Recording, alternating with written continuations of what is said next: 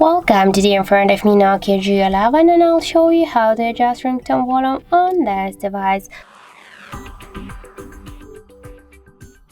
So let's just first open the settings application and then tap on the sound section. Here you'll see the ringtone and notification volume panel. Now just to change the ringtone volume, we should slide this dot to the left or to the right side with our finger.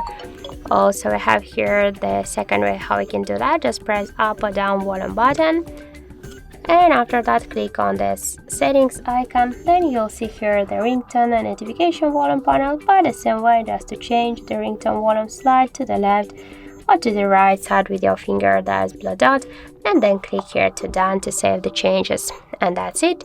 So thank you for watching, and if you find this video helpful, don't forget to leave a like, comment and to subscribe our channel.